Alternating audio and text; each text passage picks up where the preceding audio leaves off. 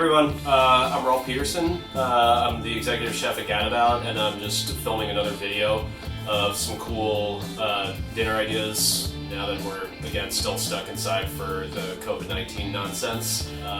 So I'm going to make a little Thai, red curry chicken. I've got all my ingredients right here, so I figure we can just go ahead and jump right in it. Alright, so I have some boneless, skinless chicken thighs right here.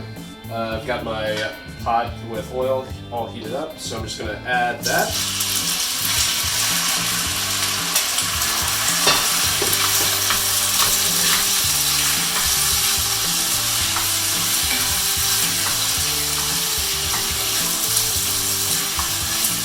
So I'm just going to let that sear off in the oil.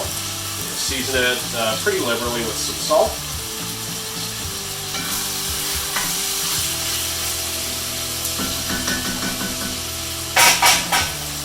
And a little bit of pepper.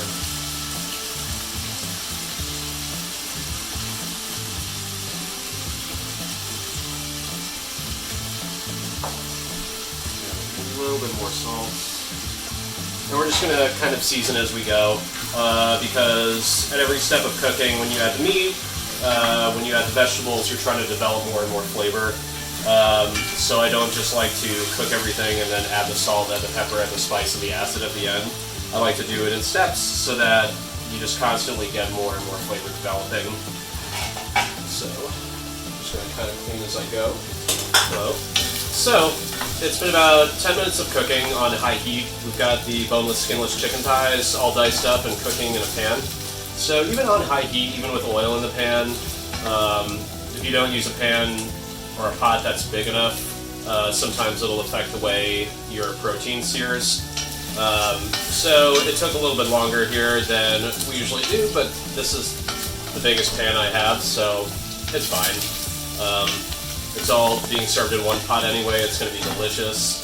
So it released a lot of liquid when we added it, so we have to cook that out. So now we have a lot of really nice rendered chicken fat that the thighs are cooking in. So that's going to be really flavorful once we start to add our garnishes and our accoutrement to it. So with stir fry, with curry, I wouldn't suggest, go out and specialty shop for an ingredient to make it exactly like a recipe. Really just whatever you need to get rid of in your fridge that looks cool. We have red and yellow bell peppers, just thinly sliced. We have Spanish onions, some garlic, some ginger. So we're just going to add some onions to that. I don't want to overcrowd the pan too much. Again, use what you have, and you can always make it work. So I'm just going to add a little bit of onion, let that just sort of cook down.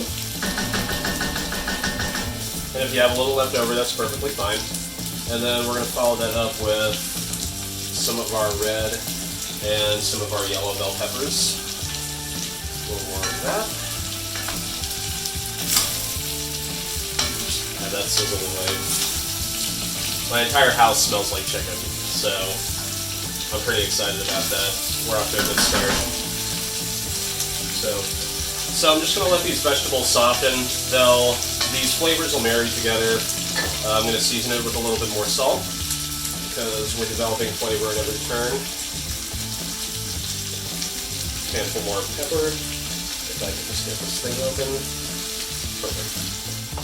So now that I've given the vegetables a little bit of time to sweat and saute and all that really nice chicken fat, I have my peppers, I have my onions in here, and we're just going to add some of our aromatics now. I have some minced ginger right here, add about however much that is, we'll say 3 tablespoons.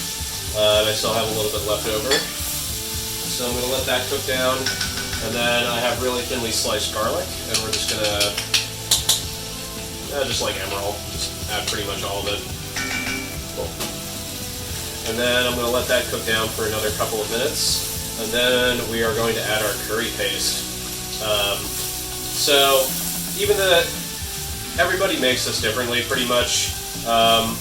Honestly, the side of the container even says you could just heat the curry up in coconut milk, and then literally add all your ingredients pretty much until the chicken's done cooking, but I feel like you're not really developing a whole lot of flavor if you do it that way, which is why I think it's important to show you step by step, like how we break it down, how your chefs in like professional kitchens and your favorite restaurants really develop flavor profiles that make restaurant food taste as good as it does, which is why I don't just like throw everything into a pot and boil it at once. I start with the chicken, let that get a nice sear, let that get caramelized, season that, then we add the vegetables, and then we add the aromatics, and then we're going to add the curry paste and the coconut milk and bring that up to a boil.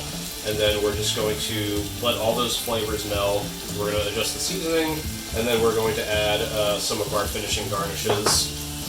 All that while the rice is cooking. So in another couple of minutes, we will be ready to add curry. All right. So I've added my curry paste. I'm going to let that just cook in there, let it caramelize. As you cook it, like all that flavor and all that spice is going to come out rather than if you just boil it. So I'm just going to add a little bit more. It's pretty pungent, but we're going to mellow that out when we add the coconut milk. So we've got our curry cooking in the pan. It's coating the chicken, it's coating the vegetables, and all of our aromatics. I wish you could smell this right now. It smells so good.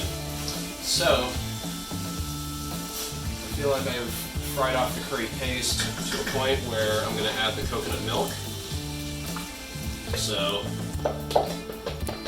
and the reason the texture is a little bit unusual is that we use the full fat coconut milk. So nothing light, nothing reduced fat, just full fat, full flavor. So, and eventually as you stir, as it gets incorporated, all the lumps will cook out. So this is the color I like. It tastes spicy, it tastes fatty and rich from the coconut milk. You can taste the chicken and all the vegetables, but it still needs a little bit of work even though we're really close. So, okay, what do we know that it has flavor profile-wise? It has richness, it has fattiness, so I'm going to add some garnishes to it. So I have scallions right here, just regular green onions, tops and bottoms, so the green and the white parts. I'm going to let those cook down. And then it needs to just get balanced out a little bit. So I'm going to add a little bit of sweetness, just regular white sugar, a little bit of umami, and a little bit of salt through fish sauce. And it could actually, to break through all the richness and spiciness and fattiness, could use a little bit of acid. Now, typically I would use lime juice, but I forgot to buy them at the store, so we're just using some plain Italian white vinegar from Modena. It's got a little bit of sweetness. It tastes kind of like rice wine vinegar, which is something that's often used in Asian cooking. So that pretty much concludes the tutorial on Thai red curry. I hope you all enjoyed it as much as I did. I'm just going to ladle myself a portion.